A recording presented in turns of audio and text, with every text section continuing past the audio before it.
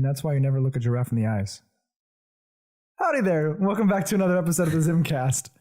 My name is Chase Matherly. I'm Kyle Grubb. And again, we're joined by our producer, Cheyenne. Okay, again, I'd like to just make a quick point here. How can you say that we are joined by Cheyenne when we're at her house? Like, we're joining her. That's very true. This is my house. We came to her. That's a good point. I know. Mm-hmm. So what are you guys talking about today? Well, first, let's do a little bit of housekeeping. So as you just heard, Chase mentioned, we figured out a name. It was incredibly obvious and staring us in the face the entire time. Correct. So yeah, the ZymCast. Yes, that's ZYM. ZYM. Cast. Cast. C-A-S-T-E, like the system. No, not like the system. Oh, my mistake. No. This isn't, no. Well, nobody's perfect. Okay. Well, have you listened to Nickelback lately? I listen to Nickelback every single fucking day. Oh, well, then my point is less poignant. But I was listening to Nickelback the other day, as you do. Apparently. As one does. Apparently as you do. Yeah, as sane, rational people do.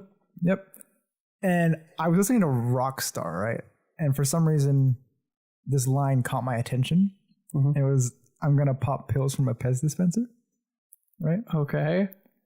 Everyone's favorite line from that seminal hit, Rockstar. Yes, and I realized, I don't think kids these days know what a Pez dispenser is anymore. Okay, I guarantee. They still exist, okay? But I have not seen a single kid with a Pez dispenser in like 10 years. That you make a fair argument. I mean, I literally own a Pez dispenser. I never use it. Do you pop pills from it? No, I actually don't even use the Pez dispensers. Like, I think I like 90% of people. No, I think I like 90% of people that get Pez's anymore. You just kind of get the Pez because like it's convenient to get, because when you get like a Pez dispenser in like the little like package, they come sealed with like 3 flavors of Pez. Yeah. I never touch that dispenser. I just grab the Pez and I just eat them straight out of the thing. What the heck? What's the point of the dispenser? I agree. What is the point of the fucking dispenser? It's just, it gets in the way of trying to enjoy your goddamn candy. I'd like to weigh in, and I work at a school and they give those away as little prizes. Oh, whatever. Okay. They're frozen characters. Using real world examples as a whatever. I mean, I don't know about that. I mean, this isn't like Pez dispensers aren't like floppy disks. What's a floppy disk? It's a thing that looks like a save icon. Save icon, right? In GTA? And everything? Yeah. Well, I mean, that was like the main thing I remember it from was like look at your computer right now. Okay. Yeah, it's in the top left corner. I know. On every document. Yes. Okay. But yeah, I was listening to that song and I realized that I guess I'm totally wrong though. I'm stupid. You're not stupid. You're just wrong. There's a big difference. I brought it to my brother, or he heard me listening to it, and he was just like, why are you listening to Nickelback? I'm like, don't lie and say that you didn't like Nickelback, because we used to listen to Nickelback together. And it's not like they're trash. Like apparently everyone says they are for some reason. It's cool to hate Nickelback. It's just a meme. Kind of. I think, okay, there are people that like legitimately object to Nickelback because it is like literally the definition of a corporate band. They were put together by a company. And see, I didn't know that. Yeah. That being said, I still like the music. Yeah. And another thing that he told me though, because I was like, why is it such a meme to hate Nickelback? And he was like, oh, well, now it's Imagine Dragons. That is the meme to hate on. I'm like, wait, what? Did you not know that? No, I've never heard of that. And I'm like, that's fucking crazy because Imagine Dragons is amazing. Yeah. Where have you been? Yeah. That's how counterculture works, my friend. Once something becomes popular, it becomes uncool. I mean, and when something becomes uncool on the internet as counterculture, it becomes culture. But Imagine Dragons, like they're so good. Yeah, no, I enjoy Imagine Dragons a lot. How is it the new Nickelback? Like that does not seem to equate to me, because I mean Nickelback wasn't as good as Imagine Dragons is now, but I think it's just in terms of popularity. A lot of people loved Nickelback. It's hard to like remember that these days. Yeah, but it's true. Nickelback was huge. Still is pretty big, but was huge. And they became hateable because they're like, well, this music's just fine, which means it's garbage, which means it's terrible. It's corporate, blah. Do they still make music? I'm pretty sure, yeah. I don't know. Yes, they do. Huh. They came out with an album, Feed the Machine, in 2016. Oh, I'm not going to lie. I guarantee I know at least one song from that album. Oh, my God. Like, I'm pretty sure I haven't heard the album in its entirety, but I guarantee I could probably name at least one song from that. Their last single was in 2017. Song On Fire. That was not last year. I guess 2 years ago. Yeah, it was 2 years ago.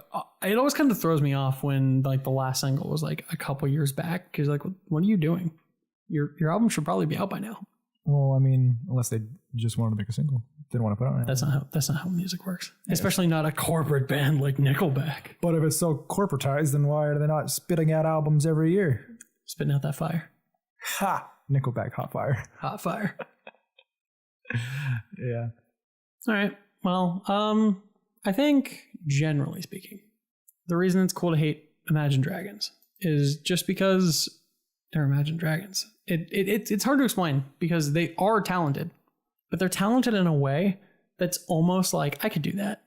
I don't know about that. I do. I don't look at bands and be like, I can do that.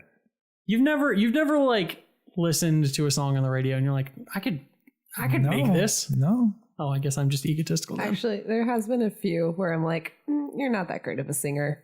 A lot of people can sound like you. I mean, yeah, a lot of people sound similar. That doesn't mean that like a lot of the population of the world can do that. I feel like I've really touched a nerve here. No, I mean, it's inconsequential. Okay, whatever. You can keep loving Imagine Dragons as the rest of the world watches them burn. Well, what have you been up to this week? Not a whole lot, honestly, and that is exactly how I like it. My birthday is tomorrow, in terms of when we're recording this. Happy early birthday. Thank you. So basically, I just requested this entire weekend off from work. I was planning on like going somewhere, but then I decided I'd rather just not do that and just have like a staycation. Yeah, staycation. Yeah, exactly. It's really nice. Yeah. Okay, well, I actually found out the difference between a girl ant and a boy ant. Like a male and a female. That's fascinating. Yeah. Do you know how to differentiate the two? I do not, and I never would think to try. Yeah. Apparently, what you do is you get a bucket of water. I wish you all could see my face right now. You get a bucket of water, and then you put the ants inside, like, you know, how you do. And the women go west and the men go east? No, the girls will actually sink. You know, like, oh my God. You know, like non-witches, because witches will float, you know. Yeah. Well, it's because they're made of wood. Yeah. Yes. And girls will sink, but then the others are buoyant. The boys are buoyant. The buoyant. Jeez. I'm not sure if this is real or just a terrible, terrible pun. I'm pretty confident by his laughter this is a stupid pun. Someone told me that, and they were like so straight faced, and I believed them. It took you a second? Yeah. Yeah, you're the worst. Oh, He is so fucking proud of himself. And that's a straight up me joke, man. I know, that's why I got you. Oh man. I can dish him, but I can't take him. Like, I'm just so annoyed with you. Just your buy into that was so great. I'm like, oh, okay, cool. Good. Well, you know, I do like to buy into things. I'm horribly irresponsible with my money. Okay, buy things, yeah? Yeah. Like what? Well, like video games. Okay. I know you're trying to get me to lead into something, but I'm refusing. No, I'm not. But but I mean, when you talk about buying video games, that's really pertinent to my life because my Steam library is so full of games that I have never opened. Oh my God, you're like the only person on earth with that problem. Yeah, it's a lot of people. But I mean, it's those humble bundles, man. No, I get you. I have that same problem, but I think I have it for a completely different reason than most people. Which is? No, it has nothing to do with witches. Oh. I have a lot of games in my Steam library that my computer physically cannot play. Oh. And I have purchased them on the understanding that one day I'll have a computer that can run these. Yeah, that one day argument. Okay, like inevitably, even if I get like a shitty laptop one day with like just integrated like gaming, even then one day these games will be like runnable on a low grade laptop. Well, I guess technically I kind of just bought Shadow of the Tomb Raider yesterday. The same logic, because I still haven't beaten the second game, but I was like, oh, when I finish that one, I'll play that. I haven't even started the second game. Oh, I mean, the first one was really good. No, I loved the first one. The second one was really good too. I mean, of what I've played of it.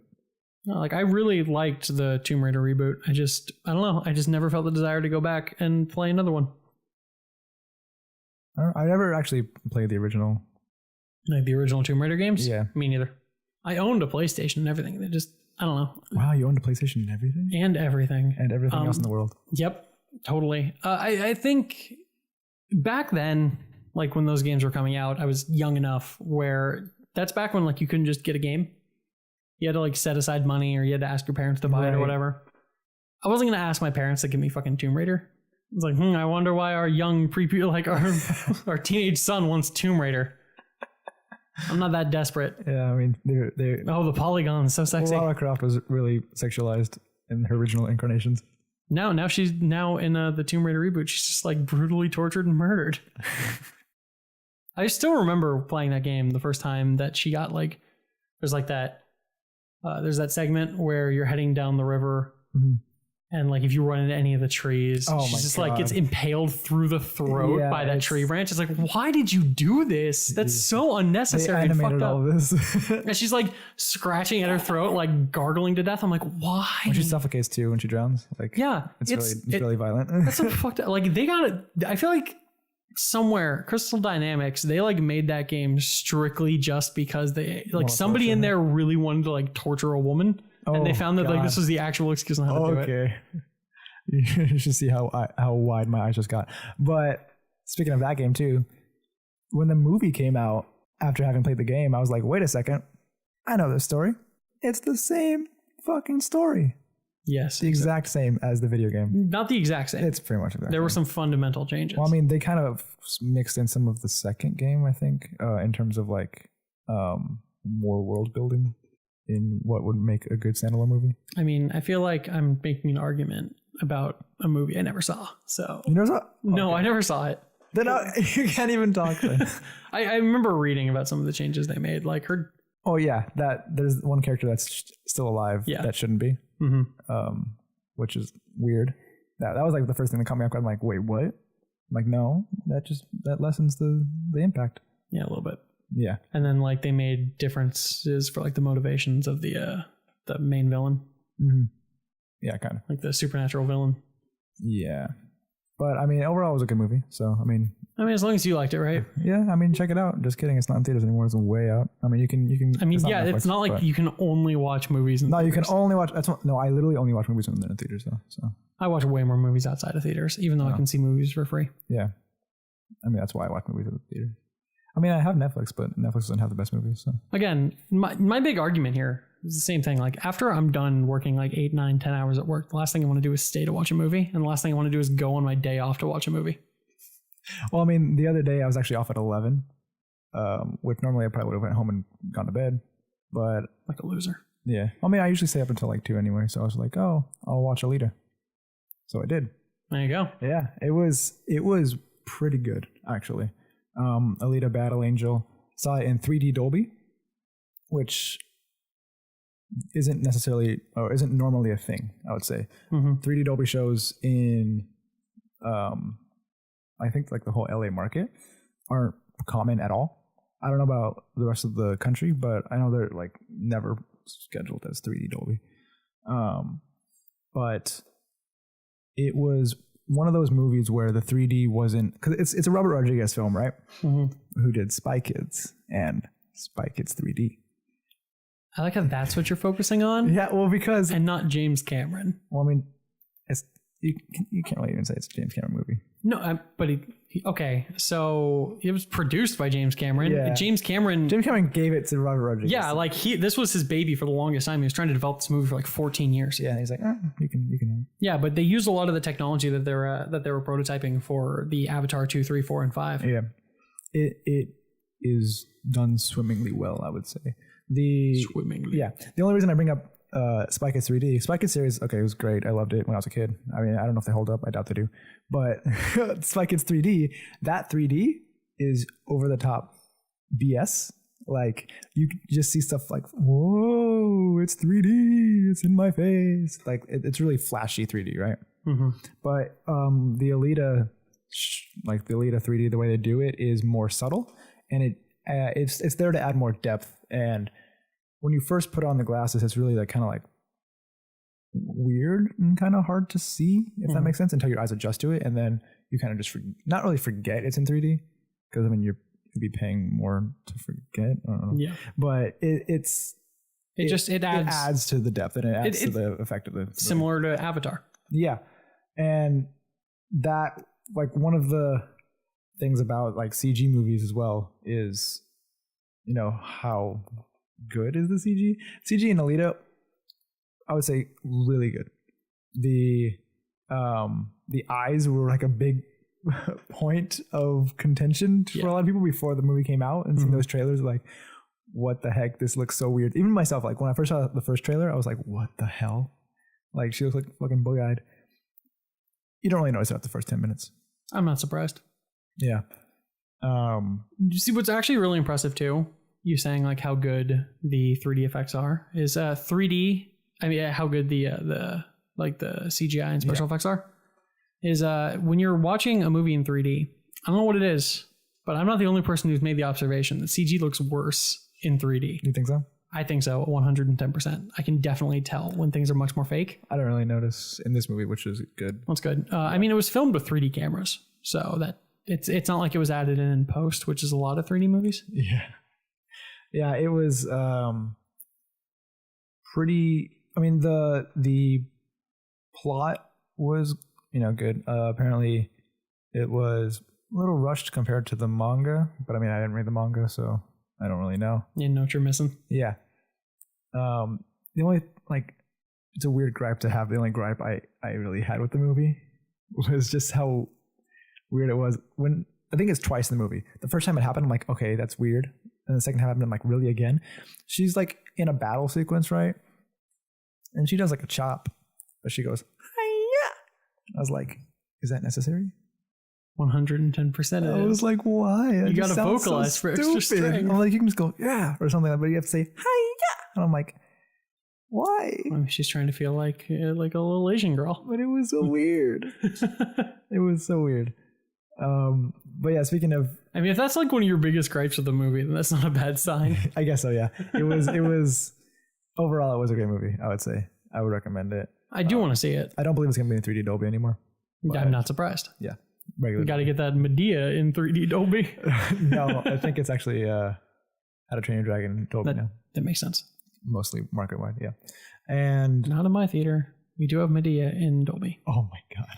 Not exclusively. It's split with How to Train Your Dragon, but like, why? Right. I think, yeah, Alita and How to Train Your Dragon. I feel like you're not going to get much more out of Medea in Dolby than you are like a regular screen. And that's nothing. That's nothing optimized for Dolby. That's nothing even knocking against Medea. It's just like, I wouldn't watch any like comedy or drama or anything like that. It's like Dolby is like, it's like a showcase. It's like a showstopper.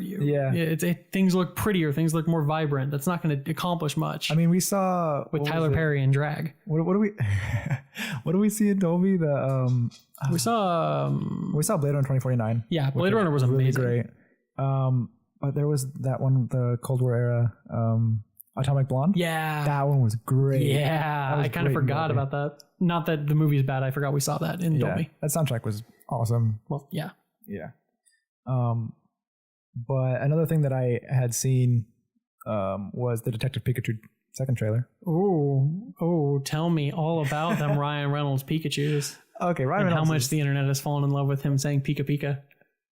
It's so cute. But Ryan Reynolds is a funny choice, I would say, for that role. I mean, I do think I prefer it versus the other top contender. Who was that? Danny DeVito. Oh my god. Those are two very different movies. Two very different people. But I was just watching it after I watched Alita. So I was like with the same kind of CG frame of mind. I was like, I don't know if I like it. And then like, okay, the like Pikachu himself is rendered pretty well. Mm-hmm. But like one scene that stood out to me in the trailers was like the river scene with like a bunch of Bulbasaur. And I was like, that doesn't look good. I don't know if that's like what that says about the rest of the movie. Yeah. I honestly, I'm different than a lot of people, I'm pretty sure. But I don't think I'm going to be going to this movie be like, if these special effects aren't top notch. Well, I mean, if I'm not getting what I'm here if for. They're bad, I'm not. I don't think that. happy. Okay, the Pokemon look interesting because they've gone with a somewhere between trying to be like, this is exactly what Pokemon will look like in real life, but also like a cartoon. It's kind of hard to explain. Yeah, I can see that. And so I think they did that to avoid the uncanny valley, because you're never going to honestly feel like these things will, that doesn't look quite real enough, because it absolutely doesn't look real. No, it's fake. It's a fake thing. How is it supposed to look real? I think my biggest problem with Pokemon is so many of them just look like felt dolls. Oh yeah, I mean, I got like this weird. Okay, but like from the CG like generation of it, it looks like a certain way I can't really describe, but it looked kind of slimy too. I don't know. It's weird. It's like a weird image of a normally 2D figure. Yeah, I get you. Yeah, and I was kind of taken aback. Of course, they're not going to be 2D much longer with Sword and Shield coming. Ooh, I didn't really hear about that. What's up with that? They're the new Pokemon games. Well, I knew that, Switch. but That's basically what we got here. Is that man. all that was announced? There's just going to be Sword and Shield, the two games. Yeah, those are the two Pokemon games coming out on the Switch. They're, it looks like they're going to play identical to old Pokemon games, but like it's semi-pretty because it's on the Switch instead of like on a DS. Wow. Gotta take advantage of that Switch technology. Yep. I guess. Damn right. You'll throw those Pokeballs with your motion controls. That's so unnecessary. Like, what is that? I mean, I guess it adds something, but like. Well, I mean, that's everything you do in like Let's Go Pikachu and Eevee. Did you skip that? Yeah, I did. I did too, but I saw Hector playing it at work all the time. That would probably be something that I could see like during the Wii generation. That would be a big thing. I'm still shocked that never happened during the Wii generation. Yeah. I remember when I had a Nintendo Wii, and I just called it Nintendo Wii. Yes, I had like. I think I rented Harry Potter and the Order of the Phoenix from Blockbuster. Why? I think actually was Blockbuster still around when we were that? No, I rented a game, and I'm pretty sure it was Blockbuster because I never rented a game from anywhere else. Well, then I think process of elimination. Yeah. And it made you like cast the spells using certain motion controls. That sounds like my nightmare. It was dope.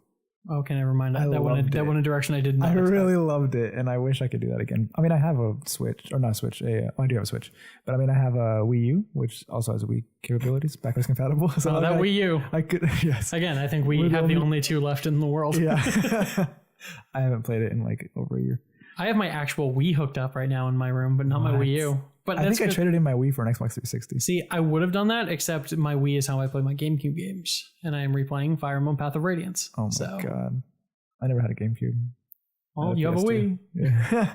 Yeah, I think I had a PS2, and then I had... Yeah, I had a Wii, and I had a Wii. Well, okay, so like I had a GameCube, and I had a PS2, and I had an original Xbox.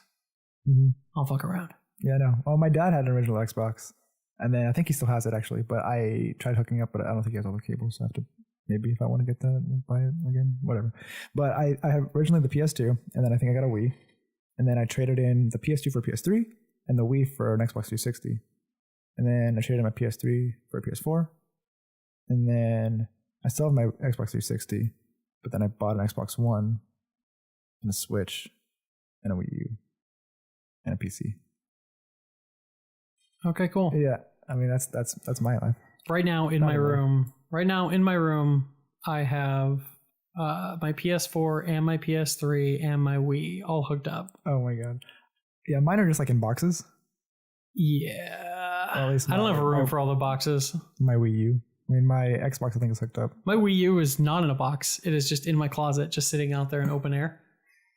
Yeah. Well, back to Detective Pikachu. Detective Pikachu. Yeah.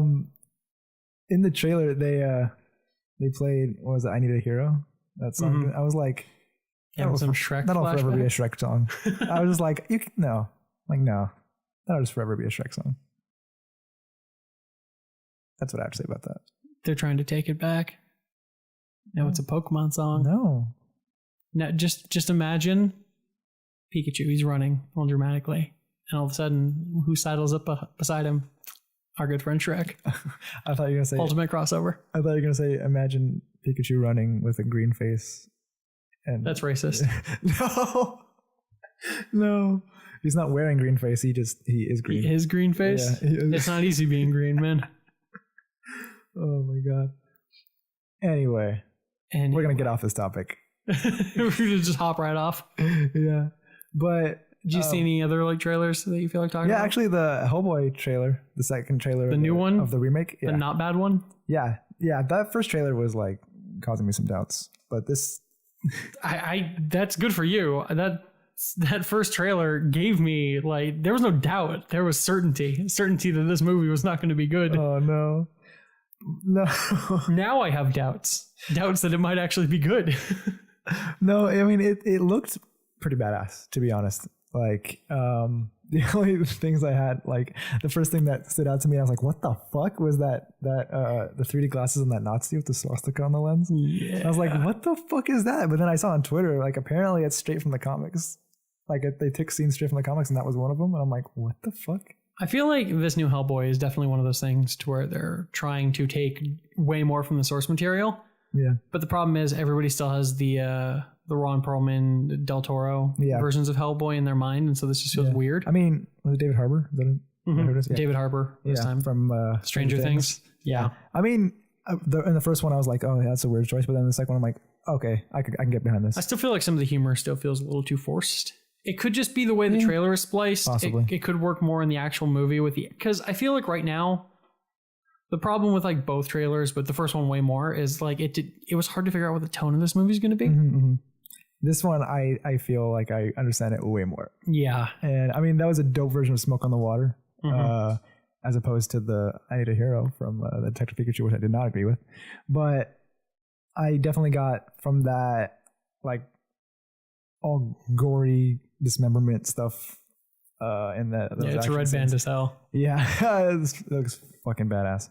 And well, I mean, Ian McShane, does he usually play a bad guy?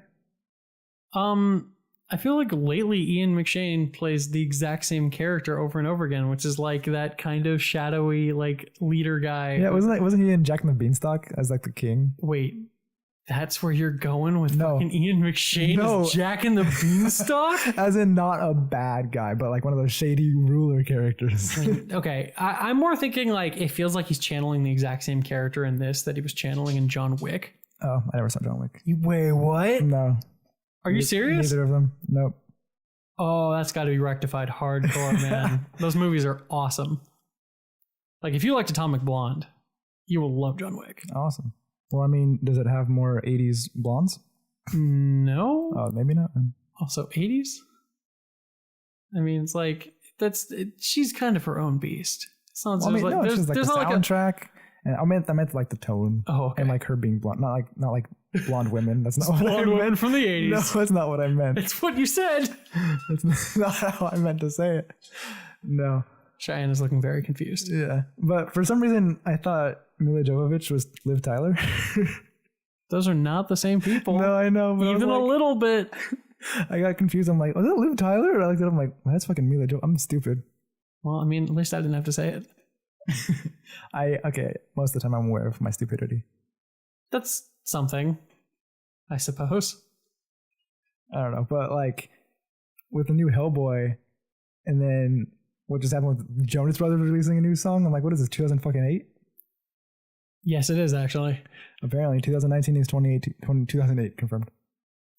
Good to know. This happens every once in a while. I remember, oh God, what was it? Like mid to late 2000s, maybe early 2010s, when Hanson dropped a new album. Oh my God. Wait, Hanson's selling music at that point?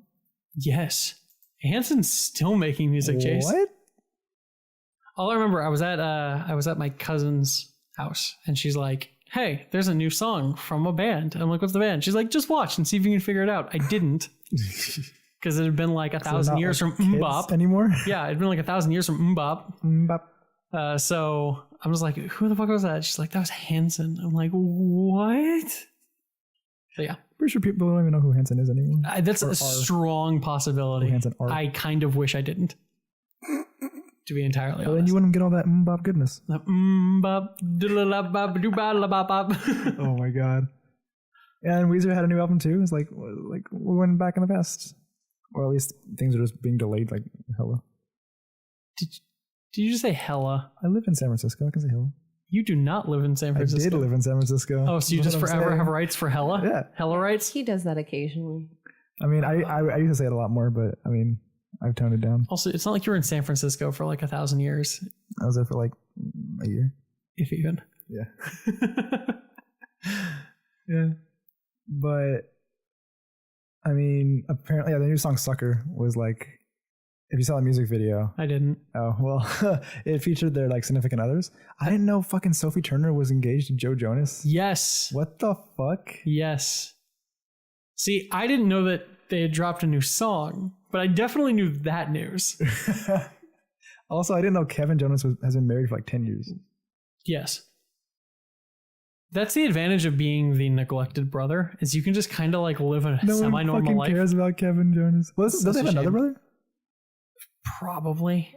Yes, they do. They have a younger brother, and he showed up in the animated, not animated, the American version of Ponyo.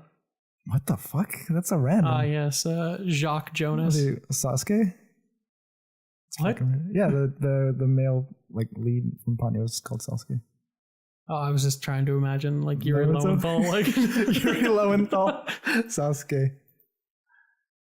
Yeah, but I saw that on Twitter and I was like, what the fuck? Something else I saw on Twitter, which was amazing. I don't know if you've seen it, but Matthew Mercer tweeted out. I have seen Matthew Mercer before. No, he tweeted out something from Wormwood Gaming. Wormwood Gaming, for people who don't know, is like they provide like accessories for like Dungeons and Dragons. I like how you're not trying to explain who Matthew Mercer is, though.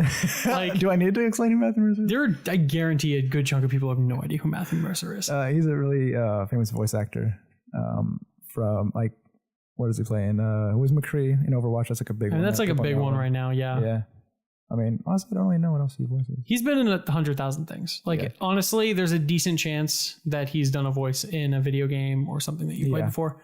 But more specific, other than his voice acting for what Chase is referring to, is probably his... makes more sense if you're talking about Critical Role. Yeah, his Dungeons and Dragons history now. Yeah, he is the dungeon master of a long-running campaign called Critical Role. You can find on Geek and Sundry. Not anymore. They're not part of Geek and Sundry anymore. What? It's all on the Critical Role channel. What? Which is why you can now easily and for free watch Talks Machina, which they're posting. Oh yeah, that's their like after show. Yeah, after show like summary to talk about what happened. Yeah, I feel like that's just a thing now after freaking like Chris Hardwick and Talking Dead. Right. Did that not happen before Talking Dead? No. Oh, I don't know. Anyway, Wormwood Gaming tweeted out they said something about how obsessed they are with the D&D Beyond theme song that Sam Riegel of Critical Role fame. Yeah, he basically made a theme song for D&D Beyond, which is the website that easily allows players to like make character sheets and things like that for Dungeons and Dragons, made by the makers of Dungeons and Dragons, Wizard of the Coast. That is actually incorrect. Well, actually in conjunction like that. Yes, it's a partnership, but they're not actually the people. Yeah, but they were saying how obsessed they are with the song, and I can bring it up right now. Please don't play the song on the podcast. No, I'm not going to bring it. I was going to bring it up with the tweet. The D&D Beyond theme from Critical Role has been stuck in our heads for almost 2 months. Don't believe us? Only 2 months? Yeah. Don't believe us. Click on our profile and scroll back, reading the first word of each tweet. You'll know when to stop. And so I was like, what? So then I look and I scrolled back, and every word since like starting with that tweet from today, or actually 2 days ago, sorry. I don't know how mixed up today and 2 days ago, but starting from that, from that the first word of that tweet, and you go down, it's literally the whole song. The lyrics of the song for 2 months. They've been planning this, writing it backwards, and you can read it just by scrolling down. And I was like, what the fuck? I love when people plan like that. Last time how the hell are you so organized? Last time I remember something like that was how, you know who Wheezy Waiter is? No. He's a YouTuber. The fact is, he proposed to his then girlfriend by having the first letter of his last like X amount of videos just be like, will you marry me? Okay. Yeah. That makes sense. Yeah. I mean, I think I've actually heard about that. That's cute.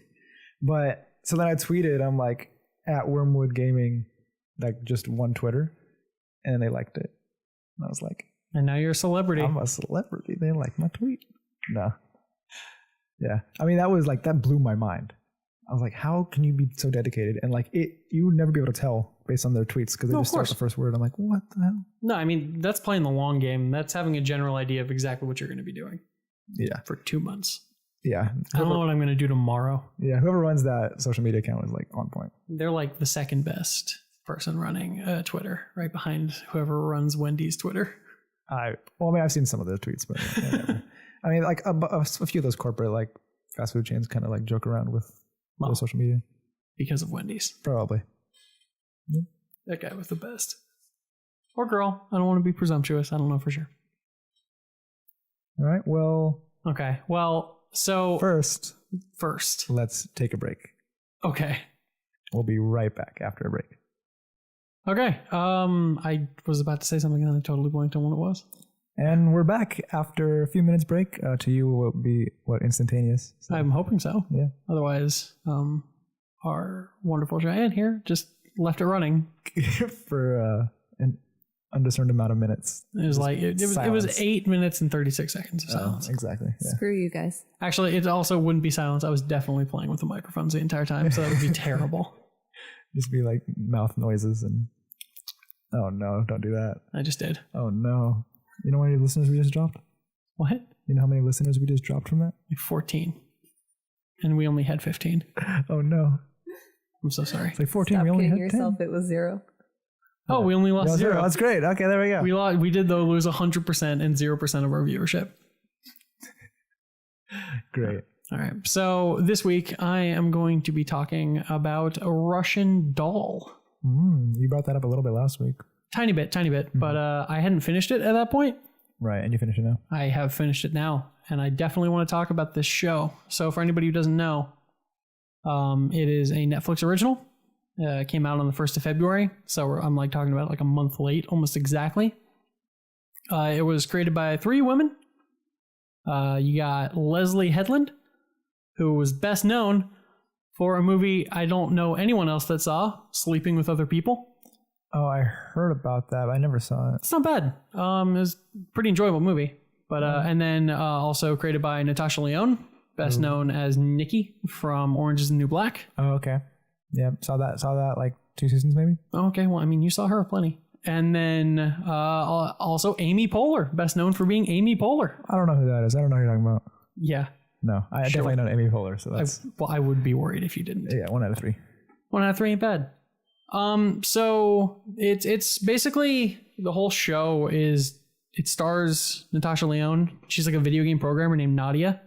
It's kind of got video games. Wow. Yeah, I know. It barely matters in regards to like the actual show itself. Okay. But she has like a bit of a chip on her shoulder, like abrasive as hell to the world around her. Oh, okay. I thought you meant like she literally had like a microchip on it, because computers and video games and stuff. I just stop existing, please. I'm just gonna run the show alone. Okay, I see. She exists now. Yeah, she's like the kind of New Yorker who hasn't realized that counterculturalism in New York is just New York culture. The kind of person who's just like, oh, I'm so cool and hip and awesome, and like I'm the only person living life my way, and like literally everyone she knows is doing the exact same fucking thing, and she's like hates the world because of it. But yeah, so basically it's her 36th birthday party. She's celebrating at her friend's apartment. She's like throwing this big party for her. She ends up hooking up with a super douchey guy. And I mean that. This guy is just like a huge raging douchebag. She hooks up, goes back to her apartment, sleeps with him, and then like goes to look for her cat. Oh, as you do. Oh, wait, sorry. I exist again, by the way. But yeah, as you do. I'm trying to keep that going. Whatever. So, yeah, she's looking for her cat because even her cat is so freaking free-spirited that it doesn't really live at one place. It just wanders back and forth. It wants to be free. Yeah. It like wanders back and forth between like her house and like this local deli that she goes to all the time. Interesting. Like, yeah. I'm telling you, man. New York. But New York. Yeah, so she goes out looking for her cat and finds herself dead on the pavement when she's hit by a car. Oh, I thought you meant like she finds herself spiritually, but you meant... Like, I mean, let's give it like another 7 episodes maybe. Oh, okay. But essentially, so yeah, she gets killed being hit by a car and wakes up back at her fucking birthday party. What the fuck? Yeah, so where we find ourselves in is one of those classic Groundhog Day scenarios. No, just like ReZero we mentioned last week as well. Yeah, I mean, Groundhog Days, man. They're becoming a thing again. Yeah, apparently. I mean, I can't name any off the top of my head, but I'm I mean, sure we literally have one in theaters right now. Yeah. Happy Death Day Happy to Death You. Day to You. Yeah, the second one. That's right. I still haven't seen that one, but I loved the first one. Okay, loved's a strong word. I really enjoyed the first one. Never saw either of them. Okay, good for you. Yep. First one's a fun movie. The fact remains, basically, she is just stuck in this loop, restarting back at her birthday party repeatedly over and over and over again every time she dies. And she keeps dying no matter what she does. Like, yeah, first she's hit by a car. Trying to get downstairs is apparently the world's most perilous action on Earth. And every time she dies, she just jumps back to her party. Can't seem to make it like longer than like 24 hours after this point. Like that. Yeah. But so, you've seen these kinds of stories before over and over and over again, but this one definitely goes ways that you are absolutely not prepared for. And I don't want to, Interesting. I don't want to like really spoil it per se. That being said, the fucking trailer spoils like a fairly big surprise right at the end of it. Okay, I won't watch the trailer then. Yeah. It's one of those things to where I get why they put it at the end of the trailer. It's kind of like the hook that'll draw you in, because the first 2 episodes seem like very prototypical Groundhog Day scenario with a couple little things peppered in. It's right at the end of the second episode, right at the start of the third, when you realize like, oh, this is not going the direction I thought it fucking was. And it becomes like its own entire beast. The thing that works for the show's favor, it is a TV show, so it's longer than like the average movie. It can stretch itself out, but it is just about 4 hours long. It's like 8 half-hour episodes. So it's tight, it's compact. Everything that happens in it matters by the end. You're not just watching like random bullshit, and even if you think you are, you're not. Ooh, everything matters. Interesting. Yeah.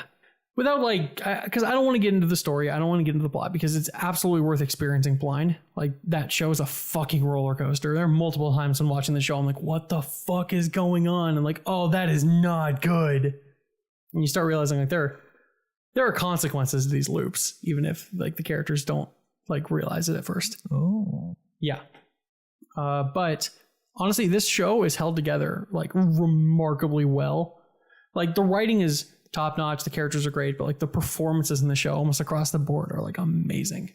Like, this show, I'm not like being hyperbolic here. Like, it's already going to probably be in contention for like the best show of the year. Interesting. Well, you said that it was written, you said the writers.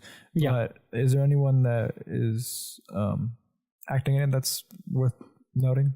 Well, I mean, Natasha Lyonne, one of the creators, she is also the star. I mean, she owns this whole fucking show start to finish. Because the entire show is essentially a character study of a couple different characters, but she is the central one. Right. Like, you think you know who she is by the first episode.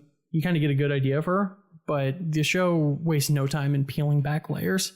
She has a lot more depth than you'd expect, which you'd hope for. Like Don't. onions? No. Or like an ogre? How many random Shrek references can we get into an episode that's nothing to do with Shrek?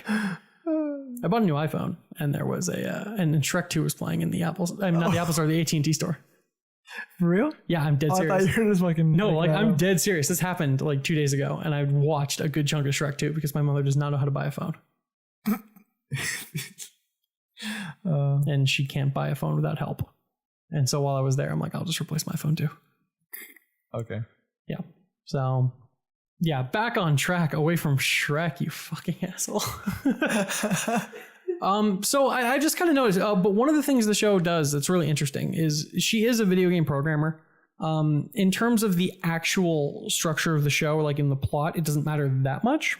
But in terms of the actual structure of the show itself and how it approaches like this scenario and this problem, you can kind of tell that they were inspired by the concept of video games. Oh, okay. It's very like in a metaphysical sort of sense. Like the structure of like it's very similar to how ReZero actually uses it. Okay. For anybody that hasn't seen ReZero, like it doesn't matter. Like that's a whole nother beast. But, yeah. But I mean, it's embracing the concept of like she kind of is like this video game character. Exactly. Yeah, and just like looping over and over again, trying to find the one way that doesn't end in a game over. Yeah, that's how it was in ReZero. Yeah. It's interesting because like the show never spells it out. It's like, oh, she's a programmer and she's using like this knowledge to like how to approach this. But she definitely like takes a step back from the problem that she's dealing with in ways that you kind of don't see a lot of characters do. Mm. And I appreciate the show doesn't just like spell it out. It's like, oh, it's like a video game because that shit's so heavy handed. But I've kind of noticed recently that a lot of other media seem to be taking like the idea of video games and adapting them. Okay, like what? Oh God. One of the examples I want to talk about is what made me really think about this, would also be a humongous spoiler for this movie. Oh. But I also don't think anyone's actually going to give a shit because I don't think anyone saw it. So beware spoilers for the following movie. Serenity. That Matthew McConaughey movie that came out. Not the Firefly Serenity. No, which I dropped a reference for earlier and you did not understand before this thing happened. I never watched that. Yeah, I know. You're a monster. Okay. So yeah, no, that Matthew McConaughey, Anne Hathaway, the Serenity movie that came out earlier. Yeah. So yeah, huge spoilers for this movie, by the way, because this movie is fucking bonkers. I just kind of watched it because I was bored. You kind of watched it, or you watched it because you were kind of bored? Both. Okay. I was not paying much attention to the movie, even though I was in the theater, until about a certain point, which I'm about to spoil. So like the whole time you're watching this movie, like really weird shit's going on. Honestly, the plot does not matter that much. I mean, it does like my explanation of it doesn't matter that much. It's like there's these weird like inconsistencies going on, and like all these characters are acting weird.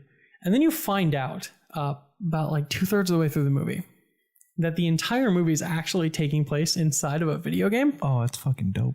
But it's super weird how they approach it, because like it is a video game that is being developed by essentially Matthew McConaughey's son. And he's like, and his son, it's like a fishing game. What the fuck? Wait. Yeah, I'm dead serious. It's like a fishing game that he's like designed, that he like puts all these characters into because he's trying to take out his aggression on like his like stepdad. And so he puts like his an amalgamation of his real dad, who is dead now, who's Matthew McConaughey, to like go in there to get revenge. It's fucking bonkers. What the fuck? And so I'm not saying it's good, but I was definitely suddenly very interested in what the fuck this movie was doing with itself. Wait, okay, so what probably tripped me up was the fact that it's named Serenity. So I assume space. No space. No, it's a movie. Okay, so like the general fishing, plot. I'm like, what the fucking space? The general plot of this movie is that like Anne Hathaway essentially hires Matthew McConaughey to kill her fishing kill her husband. Oh, what the fuck? Because her husband is like abusive and stuff, but Matthew McConaughey owns a fishing boat, and so I was like, where does this get into? And so the whole thing is like, oh yeah, you can take my husband out on your fishing boat and kill him. It's a fucking weird movie, man. Okay. It was just like, it was starting soon, and that's why I watched it after work one day, because I was too tired to like actually get a ride home. So then you go to sleep in the yeah, and I'm like, whoa, what the fuck? I thought I missed something for a bit, but I actually never ended up falling asleep. It took a weird hard turn. So yeah, spoilers for that movie that I don't think anybody watched. Probably for the right reasons. Like, I don't know. Yeah, people were like, "Oh, is that good?" I'm like, I really don't know. No one's really saying. Nope, it is not. But it is crazy and probably worth watching for its balls to the wall insanity. Watch it for the walls. Yeah. So, but I don't know. It's just kind of given me this concept, because you know, video games used to be very like off the beaten path, kind of weird, like kind of not cool, kind of like comic books. Yeah. Okay. Yeah, you'd be like, oh, you play video games, loser. Oh, you read comic books, loser. But like, we have definitely hit the point where they are like defining culture. And we've been raised on video games for so like, we're part of a whole generation of people that were raised on video games. Yeah. Whole generation of people that were raised on a lot of like, you know, nerdy shit. Like nerd culture is culture now. Yeah, that's like a really popular now. It's weird. Mm-hmm. But now we have like a bunch of people raised on video games who are like creating other works of art, other movies, other shows and stuff. And I can see how it's like, it's starting to like inspire, like that approach to storytelling, that approach to narrative is starting to like inspire other things in like direct or indirect ways. So it's kind of interesting. I just kind of want to talk about that because that's the only part of Russian Doll I can really talk about without spoiling the fucking shit out of it. And it is definitely worth watching without knowing what's going on. Yeah, when you said like odd, like video games were used to be odd or like out there or something. Mm-hmm. I don't know why I thought of Oddworld, like Abe's Odyssey. Well, I mean, it's a video game that has the word odd in it. Yeah, but I don't know if that's what connected. I just think I thought like that's a weird coincidence. That's not where your brain went. I don't even know why my brain went there, but I don't know. Like they're odd games. I actually never played one of those games. That's actually not true. I think I had a demo disc on PS2. That's actually not true. I have played an Oddworld game. It was Stranger's Wrath. It was the first-person shooter one. 2005. Apparently.